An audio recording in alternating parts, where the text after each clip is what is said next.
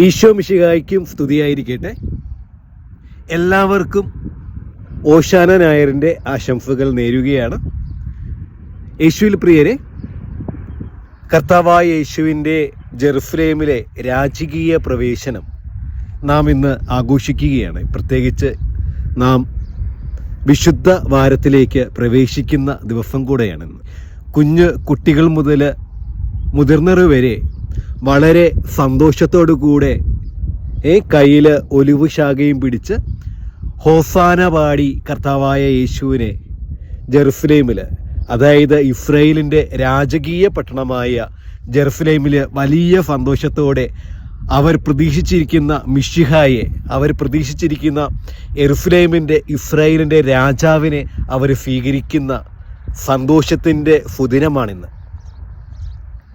പ്രിയമുള്ളവരെ, യഥാർത്ഥത്തിൽ ഇസ്രായേൽ ജനത ഒരു മാനുഷികപരമായിട്ടുള്ള, ഒരു ഭൗതികപരമായിട്ടുള്ള ഒരു രാജകത്വവും അല്ലെങ്കിൽ ഒരു രാജാവിനെയും അവർ പ്രതീക്ഷിച്ചിരുന്നത്.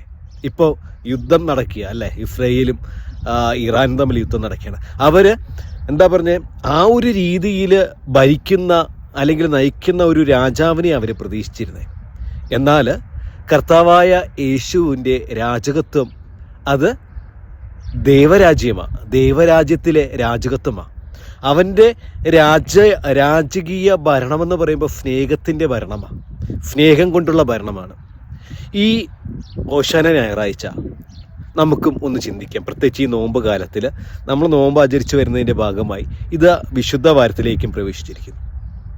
പലപ്പോഴും പല നീതിമാന്മാരെ നമ്മൾ ഇതേ കണക്ക് രാജകീയമായി നമ്മൾ സ്വീകരിക്കാറുണ്ട്. എന്നാൽ കുറേ കഴിയുമ്പോൾ അവരെ നമ്മൾ തള്ളിപ്പറയുന്ന അല്ലെങ്കിൽ അവരെ നമ്മൾ വിധിക്കുന്ന, ശിക്ഷിക്കുന്ന ഒരു അവസ്ഥയിലേക്കും കടന്നു പോകാറുണ്ട്.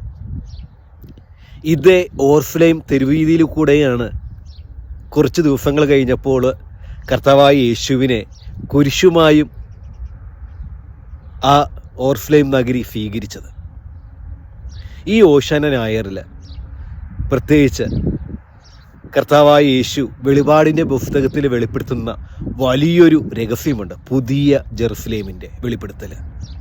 അവിടെ വെള്ളയങ്കി ധരിച്ച കുറേ ആൾക്കാർ ദൈവപുത്രനെ സ്വീകരിക്കാൻ നിൽക്കുന്ന ആ ഒരു പ്രവചനം, ആ ഒരു സ്വർഗീയ ദർശനം യോഹന്നാനിലൂടെ വെളിപാടിൽ നമുക്ക് വെളിപ്പെടുത്തി തരുന്നുണ്ട്.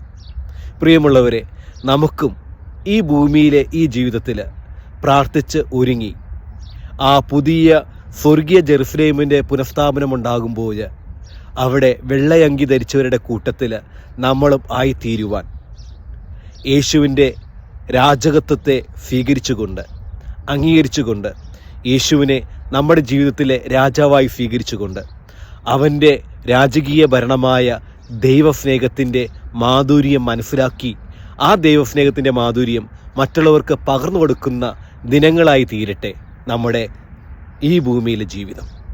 എല്ലാവർക്കും ഒരിക്കൽ കൂടെ ഓശാന ഞായറിൻ്റെ ആശംസകൾ നേർന്നുകൊണ്ട് ഈ നോമ്പുകാലം അതിവിശുദ്ധമായി ഈ വിശുദ്ധ വാരത്തിലേക്ക് കടക്കട്ടെ എന്ന് പ്രാർത്ഥിച്ചുകൊണ്ട് ദൈവം നിങ്ങളേവരെയും സമർത്ഥമായി അനുഗ്രഹിക്കട്ടെ.